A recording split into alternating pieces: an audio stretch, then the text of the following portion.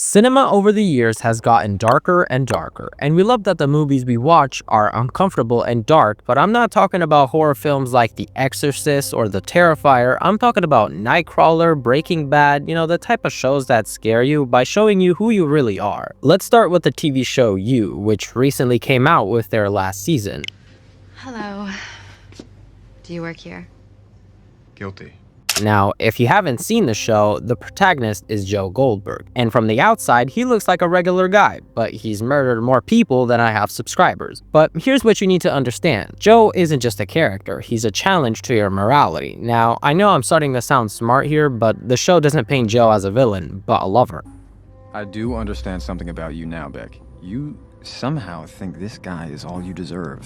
You're looking a little gray and mealy in there.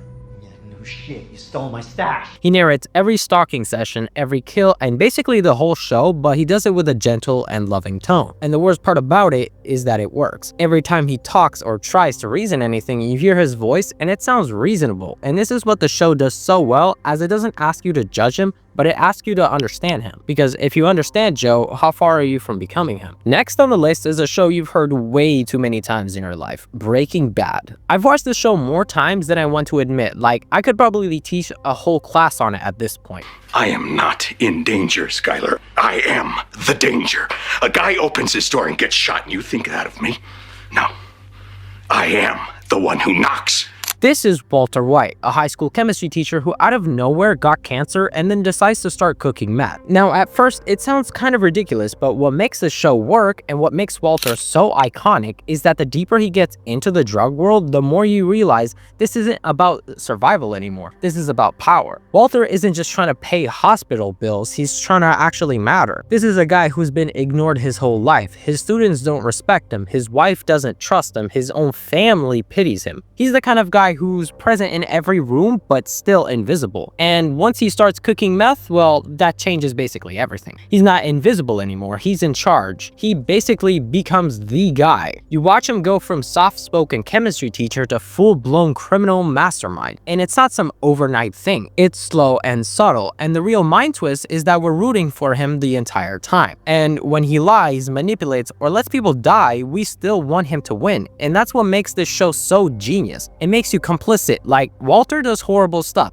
He poisons a kid. He lets Jane die. He lies to everyone around him, and yet somehow you're still sitting there like, he's got a point though. Because deep down, Breaking Bad isn't just about drugs, it's about ego. It's about that feeling of being small and what happens when you finally get the chance to flip the script. Walter doesn't want to survive, he wants to dominate. He wants to be remembered, and what's scary is that we get it. That's why the show isn't just good, it's dangerous. Okay, enough glazing Walter White. Next is SpongeBob. Next is the first movie on the list, Nightcrawler. Now, I'm not gonna lie, when I first watched Nightcrawler, I thought they had made a masterpiece, and I still think so. I feel like grabbing you by your ears right now and screaming in your face, I'm not fucking interested. This is Lou Bloom, a cameraman that will film anything, and I mean anything. If there's a car crash and there's 6 people killed by a cow in front of a store, he probably filmed that. He treats tragedy like it's a business because to him, it is. And the thing is that it works. He gets richer, more successful, and the local news literally eats it up. And the dude literally rigs car crashes to be the first one to get the perfect shot. Now, that's a hustler if I've ever seen one. But in a movie like this, you'd think karma would get him, but in the end, he wins. Lou Bloom is what happens when hustle culture becomes psychotic. He speaks in motivational quotes. My motto is, if you want to win the lottery, you have to make the money to buy a ticket. Like, bro, what? This guy's every fake entrepreneur on your Instagram feed, except instead of trying to sell you a get-rich scheme, he films corpses for profit. But somehow, we watch the whole thing like it's normal because deep down, we know the system rewards people like him. Next up on the list is The Social Network. Now, yeah, we all know this is the Facebook movie, but let's be real. It's not about Facebook, it's about Justin Timberlake. Ego. It's about how far someone will go to prove they're not the loser everyone thinks they are. I have to go study. You don't have to study. Why do you keep saying I don't have to Because study? you go to BU. Wanna get some food? You're gonna go through life thinking that girls don't like you because you're a nerd. And I want you to know from the bottom of my heart that that won't be true. It'll be because you're an asshole.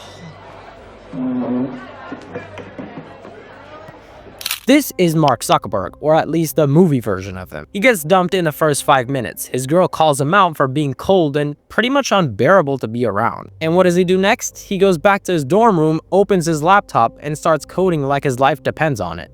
Not because he's passionate, but because he's pissed off. I mean, this is the biggest geek I've ever seen. Mark builds an empire out of spite. He builds a platform that literally changes the world just to prove a point, but here's where it gets dark. Along the way, he betrays his best friend, manipulates investors, and screws over pretty much everyone who helped him get to the top. He burns every single bridge he ever walked on, and he does it with no emotion. And the movie doesn't try to sugarcoat it. It just shows you how easy it is to lose your soul when you're obsessed with being great. And yeah, it's impressive when he's up late at night coding, locked in, hoodie on, music blasting, building Facebook like some kind of mad genius, but by the end of the movie, he's all alone. There's this final shot of him sitting in a dark room refreshing a friend request from the same girl who left him at the beginning. And that is the full circle moment. The guy made billions, changed the internet, went full villain mode, and he's still just that awkward dude from the first scene trying to get someone to like him back. He won, but it feels like a loss because the social network isn't about success. It's about what success costs and whether it's even worth it when there's nobody left to celebrate it with. Now, our last segment is a movie I recently watched that's called Gone Girl. Now, if you haven't seen this movie, here's what you need to know. Who are you? Hey, I'm an award-winning scrimshander.